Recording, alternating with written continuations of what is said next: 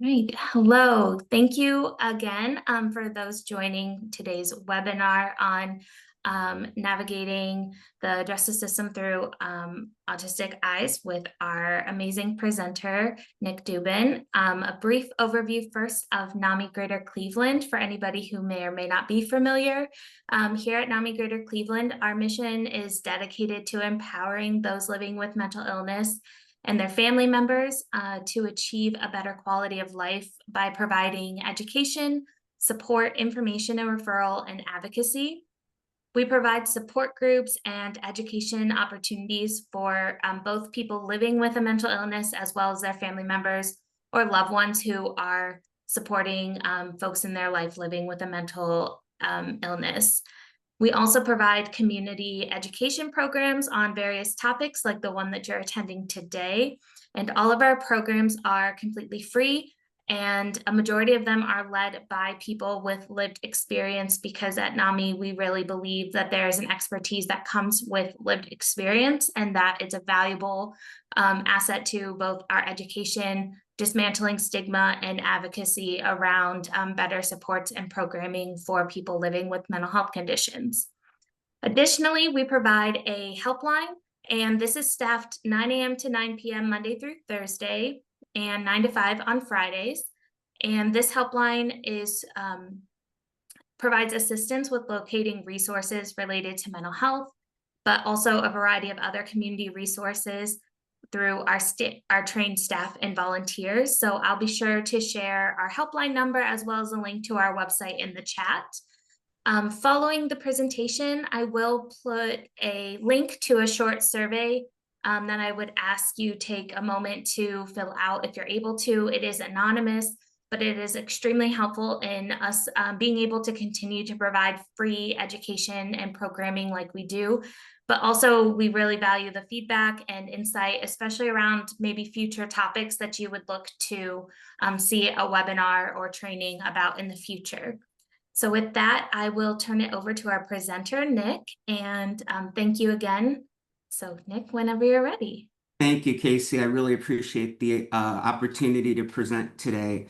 I think this is a really important topic. I will obviously be presenting this topic through the eyes of somebody who's autistic and the IDD population, but I also think that there's a big overlap between mental illness and autism for various reasons. I mean, the justice system, I think, is built for a population that that is not, we're not built for the justice system. In other words, autistic people are born with a specific neurological difference, and those with mental illness, whether they're suffering through a psychotic break or have PTSD or any number of conditions, the justice system doesn't understand specific issues pertaining to those individualized situations and therefore tends to be very cookie cutter. And so I think this applies to both populations. So as I go forth through the presentation, though I'm going to be talking about autism, I'm going to try to weave in how I think what I'm saying also applies to those with mental illness, because I think courts are just beginning to recognize the last 10 or 20 years the need for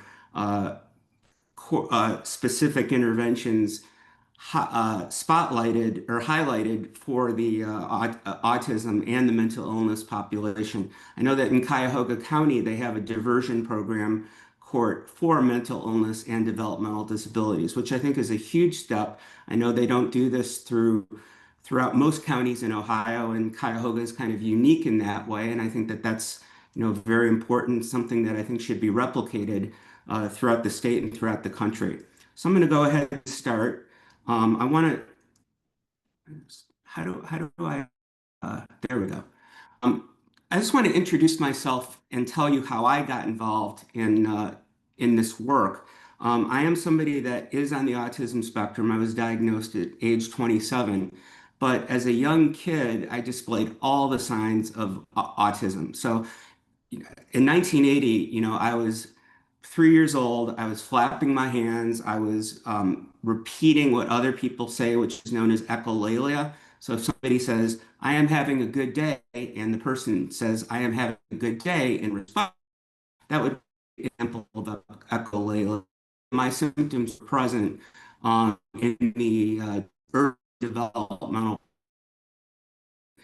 Uh, Talk about restrictive and repetitive interests. We're really talking about narrow uh, behavior patterns that people become focused on, whether it's needing things to be exactly the same every day, which is kind of the way it is for me. I kind of have a behavioral routine that I go through where if things change from one day to the next, it can really throw me off and it can really present uh, behavioral difficulties for me that people won't necessarily understand. So, one of the things in the DSM that you have to show is that there was a significant clinical impairment in early childhood. So to get the diagnosis, what a lot of people do is they bring in an early historian from, either a parent or a family member or maybe an early friend who they knew when they were, in early childhood to verify that those behaviors were present in childhood because you need some sort of proof. Can't just walk in and say, I've been having trouble lately for the last 2 years. These symptoms have to be present, basically from early childhood. And the way that we kind of define autism and support and levels is based on how much support an autistic person needs. Level one obviously is the most quote unquote mild level. Two requires more support. Three requires the most support. The way a lot of autistic people like to think about this, though, is instead of a linear model, we like to think of it more as a pinwheel. So we may have different strengths and weaknesses in various levels. For example, some autistic people have more executive functioning challenges than others. And what is executive functioning? It's like the CEO of one's brain, being able to manage everything that's going on around them. And this often is a problem with ADHD and ADD people as well. Having the ability to, multitask, to do five different things at once, to, make decisions that are based on using your working memory, things that happened maybe 10 minutes ago, and remembering that and keeping that in mind in the present moment. Those are difficult things for autistic people to do.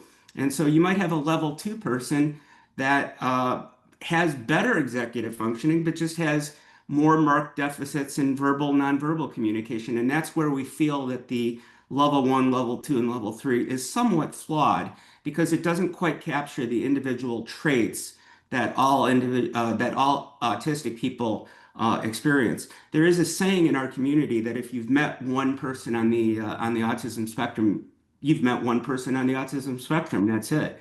And so we're all kind of a unique uh, kaleidoscope of different traits, and you can't define one person and say this is who all people on the spectrum are. So, although autism is not a mental illness per se, it's a neurological difference. The comorbidities between autism and mental illness is extremely high. We think that it's somewhere between 70 and 90%. So basically, if you have autism, there's a very, very good chance that you're also going to have a mental illness. And that's why this is a very important topic because it overlaps. We think now that autism affects 1 in 31. Back in 2023, it was 1 in 36, but now I think it's 1 in 31. So 1 in 31 people who are born today are probably going to be uh, on the autism spectrum, whether they're diagnosed or not. Have to figure out how to, there we go. All right, so there's a lot of early signs of being autistic, which, if there is a good teacher around or somebody who knows about autism, that they can probably catch it. A lot of my generation, I grew up in Generation X, and we fell through the cracks. I didn't get my diagnosis until I was 27 years old, even though I was in special ed from preschool to basically all the way through high school, and even in college, I got support. Um, I needed a lot of occupational therapy. I needed speech therapy 5 times a week. I was constantly needing intervention. And nobody thought this person is on the spectrum. Today, if I was growing up, there's no doubt in my mind that I would have been categorized as being on the spectrum, because I think back then 1 in 10,000 kids who were growing up were categorized as on the spectrum. Again, today it's 1 in 31. So if somebody's paying attention, they should be able to recognize by the time somebody gets to be around 2 or 3 that, hey, this is a kid that may need intervention, maybe IDD, intellectually developmentally disabled, or autistic, which falls under the same umbrella. So a lot of the things that you'll see is, like I said, echolalia. You're going to see a lot of stereotypical movements, so jumping up and down, hand flapping. This is kind of known as stimming, which is there's all this energy that needs to get out.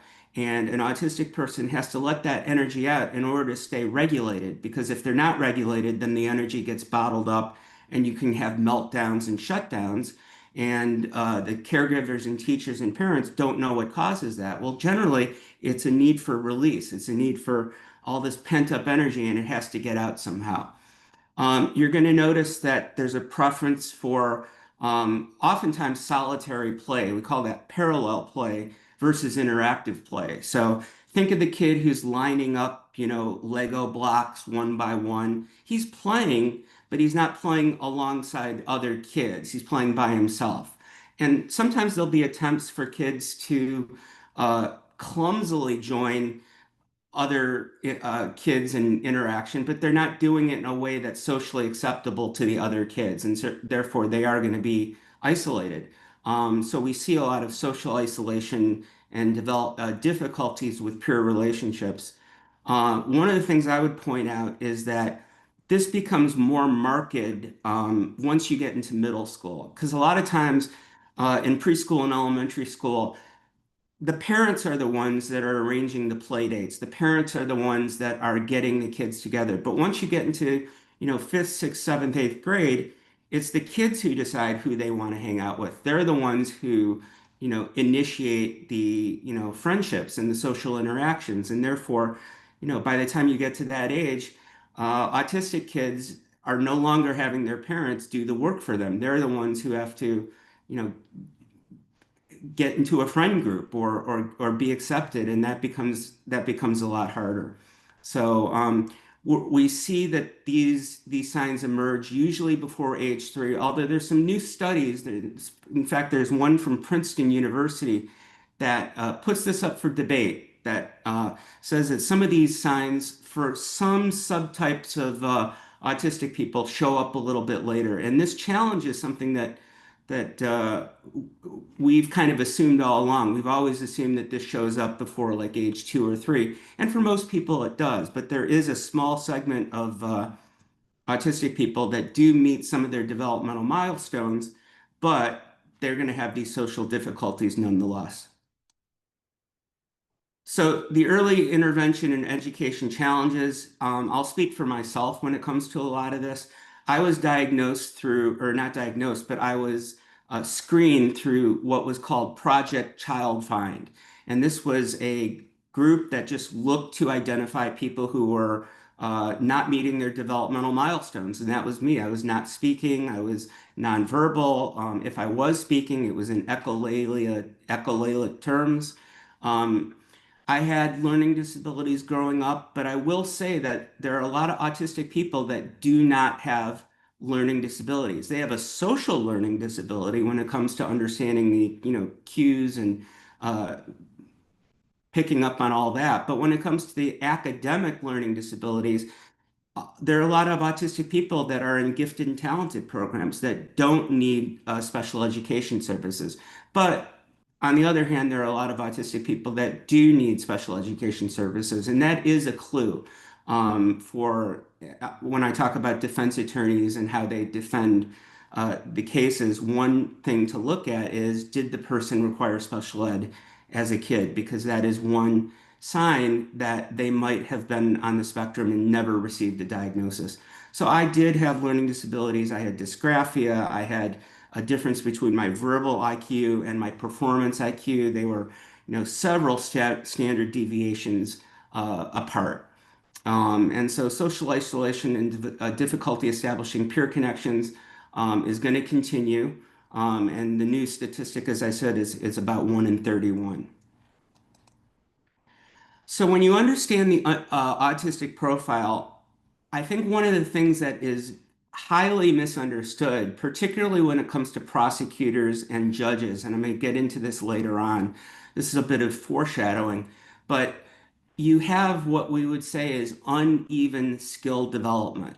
So you have autistic people who are really, really good and skilled in some areas. They may be able to, hear a piece of music and not even have to read the music and be able to play it back just by listening to it. So they have exceptional abilities in certain areas, but they have challenges in other areas that you wouldn't necessarily think they would have challenges in because of those exceptional abilities. Now, I mean, I'll give you an example as it relates to me. I still have difficulty tying my shoes or putting on a tie because of the motor skills that are involved with that. However, I'm a pretty good tennis player. When I was in high school and college, I played, competitive tennis on my varsity and college team. And so somebody looking at me could say, wait a minute, this kid, he's very skilled when it comes to his gross motor skills. And he obviously has, good executive functioning when it comes to being on a tennis court and being able to plan out the point and uh, kind of size up their opponent. But once you got me off the tennis court, my executive functioning skills were terrible. I mean, as far as time management and, you know, problem solving and all the things that you would expect would go along with executive functioning. So that's what I mean by uneven skill development. You have the same person and you have executive functioning, which can be really strong in some areas and really, really weak in other areas. And that's very difficult to explain to a prosecutor. It's a novel concept because you generally think of people, if they can drive a car and if they can go to college and if they can get a degree, then they can do all sorts of other things. And that's it. That's kind of how we think about areas of strengths and areas of weakness. And when it comes to autistic people, that's not necessarily true at all. You're going to also see a lot of problems with physical coordination. So, in other words, clumsiness. A lot of autistic people tend to be good at individualized sports. So, tennis can be one sport. Bowling is a sport that I've seen a lot of autistic people do really, really well in because it's not a team sport. Swimming is another example. It's not a team sport unless it's like a relay race or something. But autistic people can really thrive in those sports. Uh, they can thrive in basketball. I mean, there's always exceptions to the rule, but as a whole, autistic people, if they're going to play sports, individual sports is better for them, for their individual needs. Um, so once we talk about people who are fortunate enough to make the college level, because that's, obviously not everybody goes to college. Um, some of the issues are sensory sensitivities. Speaking for myself, I went away to college my first year, and I totally wasn't ready for it. I thought I would be ready for it, but I wasn't. And being in the dorm and hearing loud music and having my roommate, who I didn't know, I went in blind. My roommate would come in at 1:30 a.m. and then he'd leave and then he'd come back at like 3 a.m. And that was very hard for me because I couldn't get a routine. I couldn't get a sleep routine. I couldn't get a quiet routine. Usually when I go home, I like to have, a room where I can meditate and have quiet and recharge my battery, and that wasn't possible. So what I did is actually, I had to have my dad's help in finding a quiet house off campus owned by this, older lady who was very religious, but she let me live in her basement and kind of go to and from school. And for me, it was a perfect setup because I didn't have that loud noise and all the partying and things like that. And it worked out a lot better for me. And I credit my dad to, really saving me my freshman year. before I came home and started commuting, and I lived at home and I went to school in my sophomore year. So, lack of structured support leads to retreats at home to manage anxiety and sensory overload. That definitely applied to me. And again, the alternative housing was necessary in my case because I wouldn't have finished school that year. So when we talk about occupational challenges, there is a widely spotted statistic which says that 85% of college educated autistic adults, it's a lot of times people think it's 85% of all autistic adults, but it's actually 85% of college educated autistic adults are unemployed or underemployed, which to me is even more striking because we're talking about people who were able to get through college and yet finding a job is incredibly difficult. Most of the time because of the interview. The interview is what trips autistic people up. They don't understand, you know, tell me something that you're not good at that you'd want to improve. And the question is answered in the wrong way because there's an implicit ask in that question that the autistic person doesn't pick up on, and therefore they don't get the job. You know, they may be just as qualified and probably are just as qualified as their competitors in applying for that job, but they don't get it because of that interview. As far as the limited opportunities, for me, I didn't have that many opportunities because I wasn't a very good student. When I got to college, I became a better student because all the bullying from middle school and high school, a lot of that went away. But because I didn't develop my skills the way I think I would have liked to, the only skill that I had was tennis, teaching tennis, all the despite lacking all the other necessary skills. So, just a few more things about autism before I get into the criminal justice aspect of it. We have seen some studies that show that the average age of diagnosis is 31. In my generation, I'm sure that the age is a lot higher because a lot of people who would have even gone into special ed still weren't diagnosed with autism. They maybe were put in an emotionally impaired class, or they were put into gifted and talented programs or learning resource centers, but they never were diagnosed with autism. And that's a real shame. So they have career setbacks, and that can be the catalyst for getting a diagnosis. That was true for me. I had a cataclysmic job experience, and after that, I said to myself, "What's going on? You know, these things that are happening to me are not normal."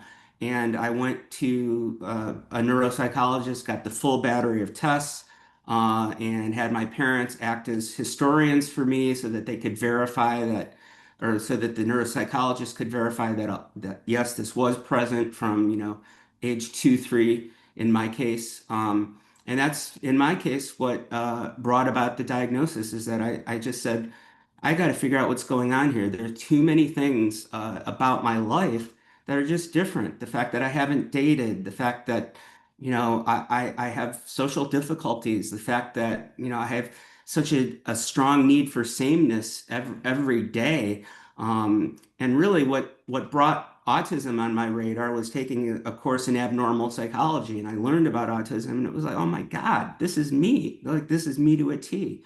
But I didn't just want to be self-diagnosed, although I realized that getting a diagnosis is a huge privilege. I mean, they cost, getting a diagnosis can be very, very expensive. It can be like $5,000, and not everybody has that kind of money. So there's huge waiting lists to get a diagnosis. And that's another problem when people go into the criminal legal system and they don't have a diagnosis. The prosecutor will often say, oh, that's convenient. No, you're diagnosed now, but you weren't diagnosed before your charges. Well, obviously that's not true. That it's very possible the person couldn't have afforded getting a diagnosis. Maybe they didn't think that they were autistic. Maybe, even though they went through special ed, they just didn't put two and two together. So that really means nothing when a prosecutor says this person didn't have a diagnosis before they were charged. It's very possible that they were autistic. In fact, it's almost assuredly the case that they were autistic. So when somebody has their first encounters with the criminal justice system, whether you have mental illness, I would think, or you're on the spectrum, you're going to have overwhelming confusion. There's a lot of individuals with mental illness who, have drug issues, or somebody who has a psychotic episode, maybe who's been able to keep their episodes under control with medication, and maybe the medication was off on a certain day and they've never had contact with the criminal justice system before. The same is true for a lot of people on the spectrum who generally tend to be law abiding when they know the rules, they follow them.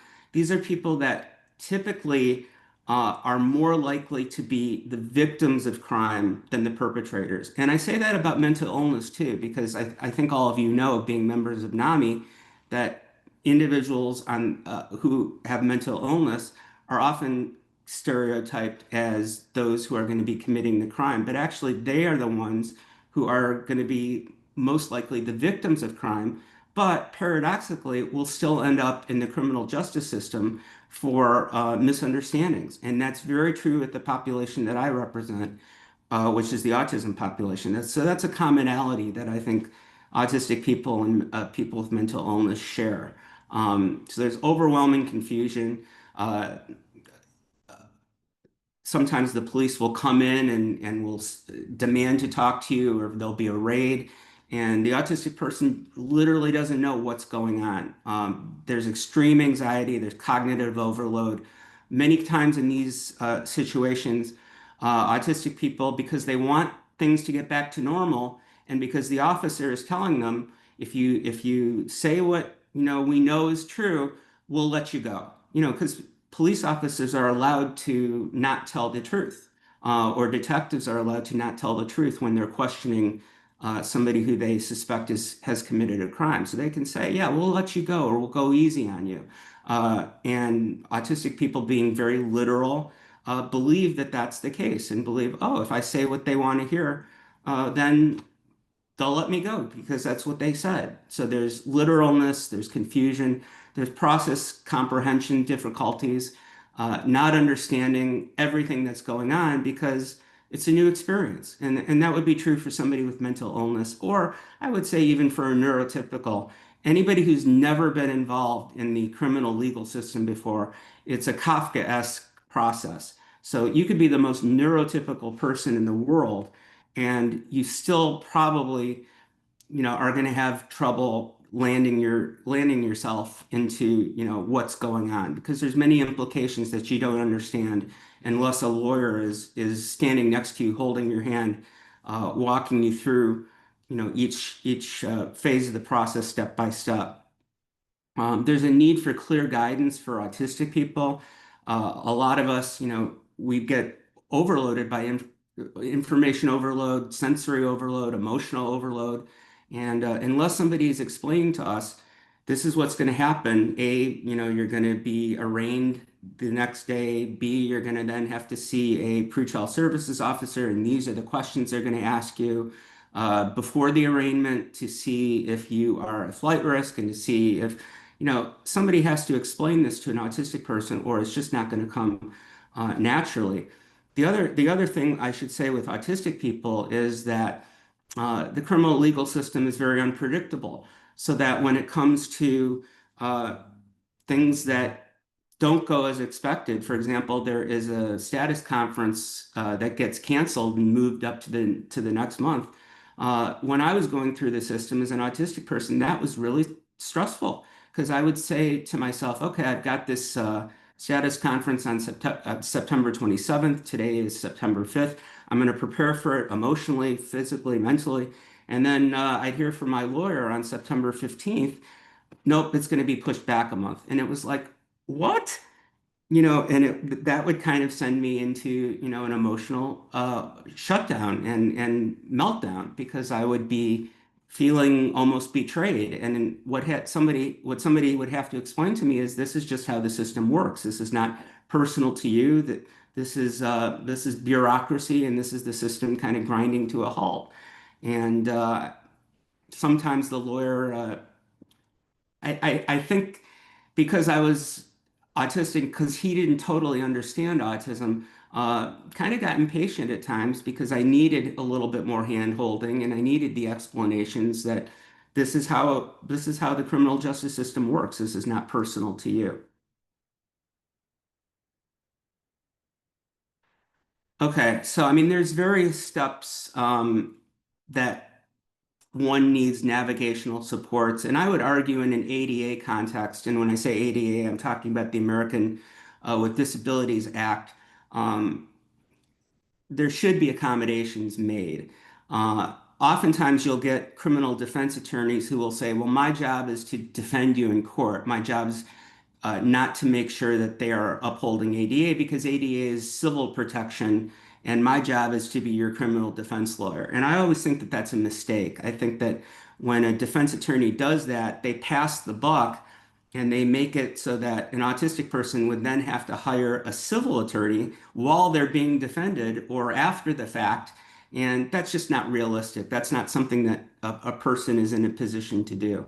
So there's pretrial services navigation, whether they're in the jail and they can't get bonded out, or they're on bond, but there's a whole bunch of requirements that they have to abide by to stay on bond or to not have their bond revoked. Meeting deadlines, maintaining good communication with the lawyer and with the pretrial services officer. There may be instances where the officer has conditions that they're given from the judge that the autistic person has to follow, and the autistic person doesn't understand each and every condition. It's really up to the lawyer to go over those conditions. The pretrial services officer is just going to violate you. They're not going to take the time to go over the conditions and make sure, do you understand this one? Do you understand this one? Do you understand this one? It's really the lawyer that's expected to do that. They don't do it as frequently as I would like. So as I talked about, procedural adjustments happen, system comprehension, and this really comes down to the competency issue. Is somebody competent to understand what's going on in their case? Do they know what the purpose of a trial is? Do they know what a prosecutor does? Do they know their rights that they'd be giving up if they do plead guilty? Oftentimes, autistic people, I've watched enough of these allocutions where the judge will quickly say, "Do you understand this right? Yes. Do you understand this, that you'd be giving up this right? Yes. Do you understand?" And I can just tell by the way the autistic person is answering the question, they really don't understand. But just by saying yes, that's it. The judge determines that they knowingly, voluntarily, and intelligently are waiving their rights to trial. Uh, the attorney has got to spend more time than they normally would going over that advice of rights form than they would with it, I would say a neurotypical defendant. And when it comes to accommodations, yeah, they've really got to make sure that the ADA is being enforced, whether that is maybe the judge going a little bit slower in court than they normally would, or um, having a family member sit with the autistic defendant at the defense table. These are things that are reasonable requests because you may have some autistic people that are non-speaking or non-verbal, but I like to say non-speaking, and may not be able to communicate accurately, and they may need some sort of translator, just the same way we would have somebody who is deaf or would require a translator. There has to be maybe some kind of social translator for an autistic person who doesn't understand everything that's going on. So these are adaptations that are generally not asked for that often, but should really be advocated for and implemented because they're very, very important for due process. I've already talked about a number of these, the need for consistency. Um, when it comes to reassurance, a lawyer can only do so much.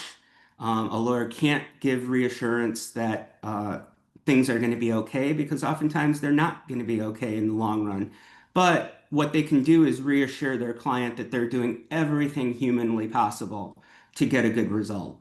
And I would say the best result would be, other than the charges being dropped, diversion. And, thankfully, diversion is offered in Cuyahoga County. I would like to see diversion expanded to not just quote unquote low-level crimes, but crimes where even if there was a genuine misunderstanding, if the victim is okay with diversion, and sometimes they will be and sometimes they don't, but I'm a believer that victims should always be consulted about it. Diversion is appropriate for autistic people because it gives them individualized psychoeducation to make sure that they understand what they did so that it doesn't happen again. And autistic people, again, are very, very uh, rigid thinking, and that can be a good thing because if you're rigid, you say, okay, I did this, this was wrong. I'm learning why I shouldn't do it again, and I'm not going to do it again. And the work that I do at my nonprofit organization, where I'm on the board of directors, it's called D3, Decriminalize Developmental Disabilities, D3.org. What we tend to see is that once somebody gets involved in the criminal justice system, and once they learn that this was wrong, and they learn why, and they get the therapy, the individualized autistic therapy that's directed just towards them. They don't tend to recidivate. Something like 95% of the cases that we've come across, and we track for longitudinally, longitudinally, we don't see them going back into the system. But that's only true if they get specialized care or specialized interventions. If they get the run-of-the-mill interventions, they do come back, and there is a revolving door. So it's very important that individualized approaches. Give you an example of this. There may be therapies that people are ordered to go to that are group therapies at a treatment facility, let's say. And that may not be good for an autistic person because their individual problems may be very different from those in the rest of the group. You may also have a facilitator of the group who doesn't really know that much about autism, wasn't trained in autism, and was just trained across the board. And therefore, the autistic person, yeah, they may get through the group and they may graduate, but they may come back into the system again because they weren't given the individualized approaches that they so desperately need. One thing I just want to talk about briefly, but I think it's important, is that a lot of the people that we see who go through the system, they're given the Vineland assessment, which basically measures day-to-day functioning at how one can adapt to their life circumstances. And this is also sometimes given to those with mental illness. And what we tend to find that the people who are given this assessment after they've entered the criminal justice system score about 71. And a 71 score puts them into the range, the chronological age of somebody in middle school. So you're really taking somebody who has the life skills of somebody who's in middle school. And think about it, this can happen, if you have a very severe depression and you can't leave the house, and you have people get food for you because you just can't go out and you can't leave, their Vineland score is going to be lower too. Now, it may rise again once they take the medication that they need to take, or there's an intervention, or the major depressive episode passes. But there's a commonality here between the low Vineland score that you see for someone on the spectrum and low Vineland scores that you might see for somebody with mental illness who's going through an episode. Maybe it's a PTSD episode or whatever, but that can translate across the board. So a lot of this I've already talked about, but we often like to give visual cues to people with autism because a lot of them are visual learners, so that when they're hearing things, it doesn't compute. When they can see something on the page, and it can be broken down visually, that's much easier for somebody to understand. So another thing to ask for would be scheduled breaks during lengthy legal proceedings. Again, in my opinion, that would be like an ADA accommodation uh, that should be honored. Um, we've already talked about the cognitive profile, very uneven development. I like to call it spiky skills so that we see peaks and we see valleys. So the in general, areas of exceptional ability, we tend to be very good when it comes to pattern recognition. We tend to be able to really hone in on detail. And we have specialized knowledge in our areas of interest that we choose to learn a lot about. But the problem with prosecutors is they'll take those areas of exceptional ability. They'll see that somebody graduated high school, college, they got a degree in geology, they're an engineer or whatever, but they ignore the social communication challenges, the executive functioning challenges, the emotional regulation issues, and the generalization of skills. And what I mean by that is if somebody learns some skills in one area, oftentimes those same skills don't generalize into other areas of life, so that the skills are only usable in the areas that they learn them in the first place. So again, it's a very simplistic concept that prosecutors use, and they'll say, "Yeah, but he got good grades." Well, that might have been because he has a good long-term memory, or has specialized knowledge in certain areas. Totally ignoring these other challenges that are brain-based, that somebody on the spectrum was born with, that they didn't ask to have these challenges at birth, but they're there. And as a lawyer, you really have to hammer home the spikiness. It's a spiky skill profile. It's definitely relevant in legal context as it affects comprehension of procedures, ability to communicate effectively, and response to stress. So as another example, a lawyer may say, well, my client is really smart, he graduated, therefore I'm going to let him go to his pre-sentence interview alone because I think he can handle it. No, no, no, no, no, no. There's so many misunderstandings and miscomprehensions that could happen between an autistic client and the probation officer doing the pre-sentence interview. It would be malpractice, I think, for a defense attorney not to sit in on the pre-sentence interview, so that if their client clearly doesn't understand something and the lawyer sees it, the lawyer can step in and say, "No, wait a minute. I know what you meant by your question, but I think my client may be misunderstanding, and I just want to offer some clarification." A lot of lawyers don't want to sit in on that interview, and typically they don't in most cases. But when it comes to an autistic client, I would say they're not doing their jobs unless they do that. So the potential legal vulnerabilities, why do people on the spectrum end up in the system to begin with? What are some of the vulnerabilities? Obviously, there's social misunderstandings, so there can be stalking. Somebody's just not getting the hint that, that person is not interested in them. They're not giving, in the autistic's mind, they're not getting the signs that they're not interested. So that could be the person is ignoring their texts, or the person says, I'd rather not have you contact me again. And in the autistic mind, it's not, it's still ambiguous. They didn't say, don't contact me again. They just said, I'd rather not. So we see a lot of stalking cases.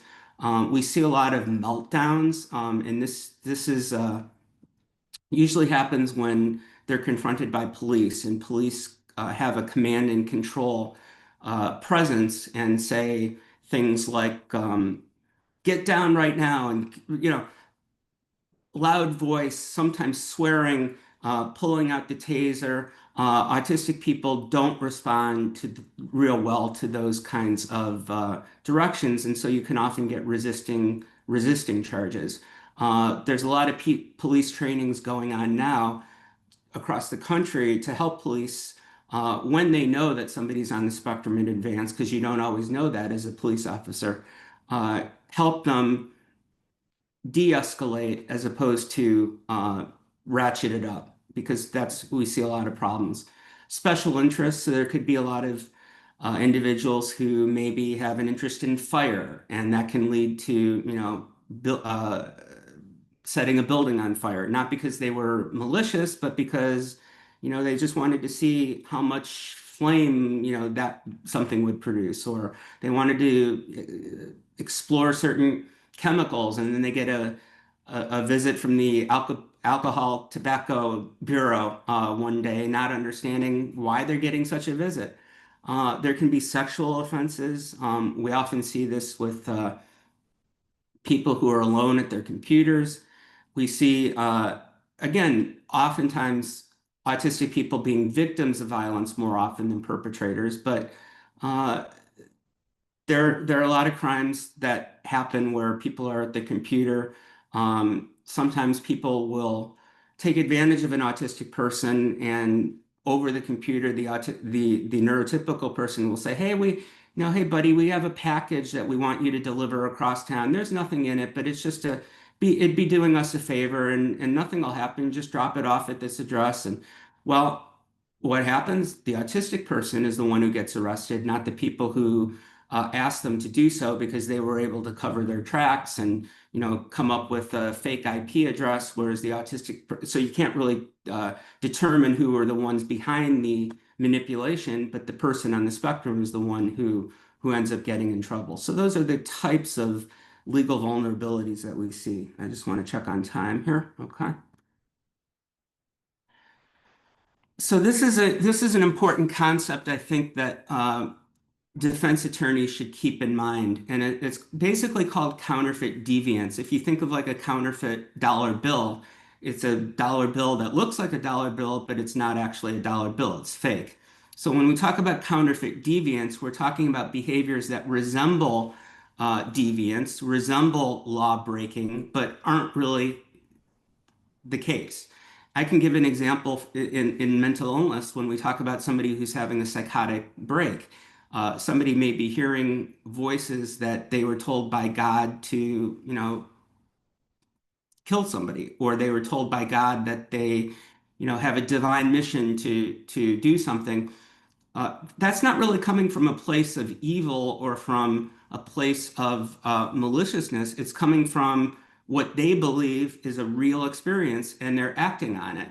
So I would classify that as counterfeit deviance. Well, in the same way, autistic people can have counterfeit deviance because they can act in ways that appear malicious, but it really is a lack of social understanding, and that is why they committed the act.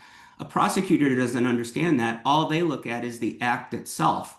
And there are many acts that are strict liability. And what a strict liability offense means is that it doesn't matter whether you knew or not, whether the act was wrong or against the law. All it matters is that you committed it. And so um, there's a lot of difficulty when it comes to defending autistic people in those circumstances, but uh, there are instances where this counterfeit deviance is front and center, and a lot of it is based on examples that I've already given you throughout this presentation. So,